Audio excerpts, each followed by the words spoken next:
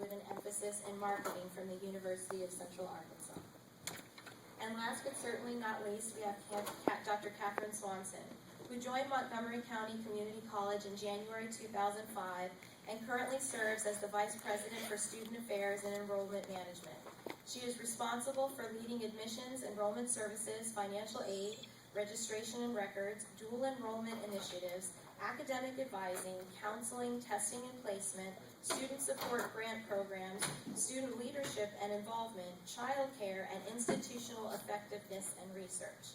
She has 28 years experience in higher education, 20 in the community college sector. Prior to moving to Montgomery County, Catherine worked at Collin County Community College in Plano, Texas, in student affairs, enrollment management, community relations, and K-12 partnerships. She also worked in student affairs at Northern Arizona University and Montana State University. She earned an ED in Higher Education Administration from the University of North Texas and a Master's in Education in Adult and Higher Education from Montana State University, and a Bachelor's in Science in Business Management from Northern Michigan University. Catherine is a former CRD Executive Board member and has been actively engaged in leading grant development. Until recently, served as one of the co-chairs of Montgomery County Community College's Achieving the Dream Core team. So thank you all very much for being here. It's a good thing this is an hour and a half presentation. Right. First 20 minutes of just reading bio. So I just want to go ahead. We have some questions that we're going to pose to the panel, and I encourage you all to be involved in this discussion, to ask questions where necessary, and I'm ready to get started. Are you all? Yes, ma'am. Okay. First, can you speak to the importance of ATD-generated grants to leader colleges and non-leader colleges? Who'd like to start? Go ahead. We can. Oh my, okay. I think for us, the most important part of the grants is it helps us to accelerate our work on campus. And so we might have an idea, and my college is infamous for, we don't plunge into anything in a big way.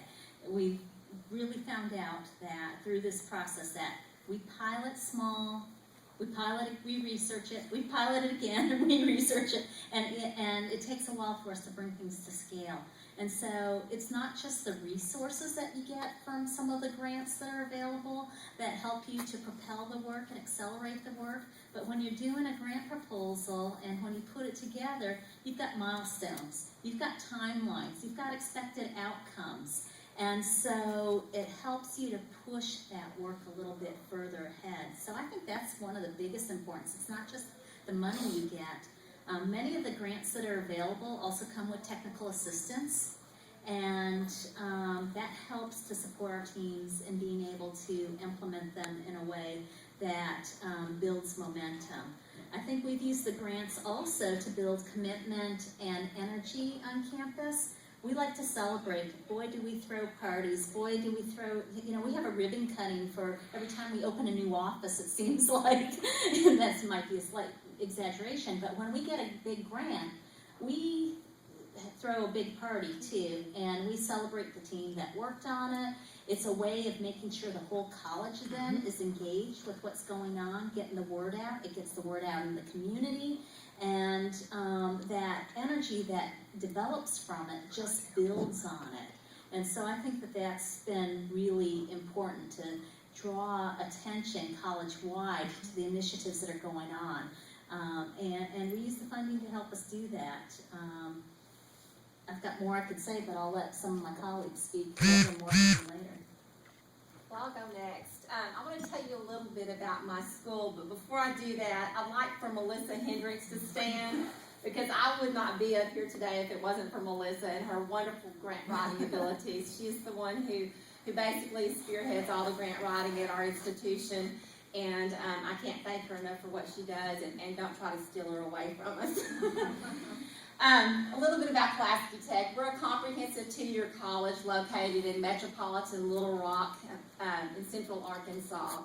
We have an enrollment of about 12,000 students in 7 locations in a 4-county service area. About 51% of our students are African American and 65% are female, much like your institutions, I'm sure.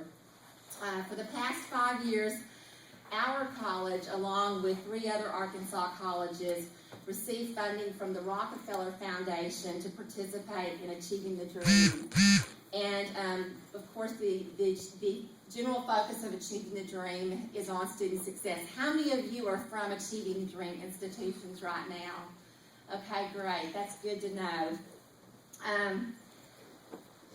One of the first things that we did as an institution when we became part of this initiative, and it truly is an initiative, is to define what student success means to us at Pulaski Tech.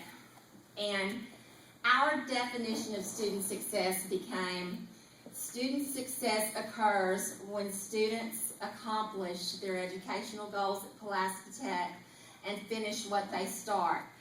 Our official motto at Pulaski Tech is dedicated to your success, but almost immediately our unofficial motto became finish what you start. So that's what happened with Achieving the Dream. Most of our efforts during the first 5 years as an Achieving the Dream college have focused on developmental education, advising and orientation, as well as the first year experience for students. Since joining Achieving the Dream, we have accomplished several different goals related to the 4 principles of institutional improvement according to Achieving the Dream.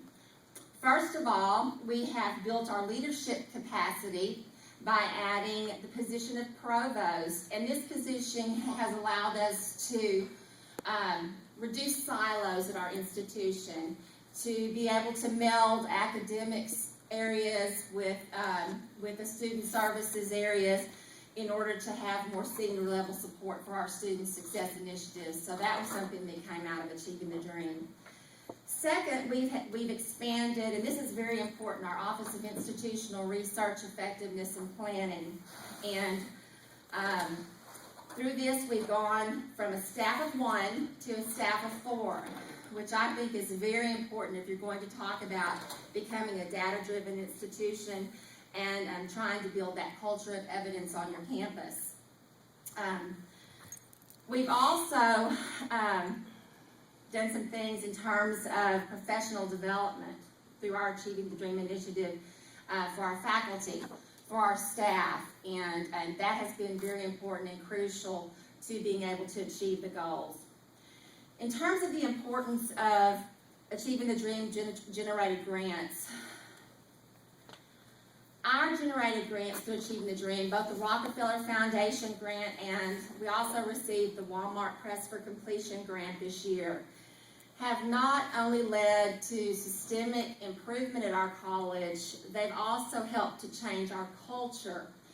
And that change has resulted in becoming more proactive rather than reactive.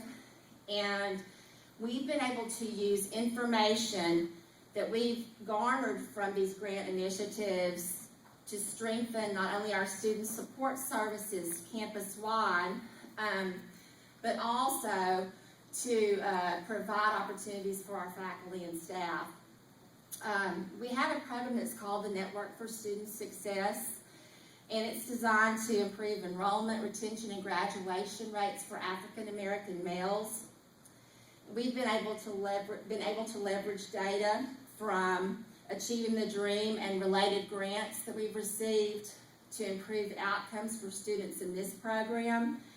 We also have other case management and wraparound services that have benefited from Achieving the Dream and related grant programs. So I think that's the main importance for us in terms of what these grants can do for not only leader colleges, but all colleges in the Achieving the Dream network, and also from institutions that may be part of your statewide network, but not necessarily part of Achieving the Dream, and I'll speak to that later.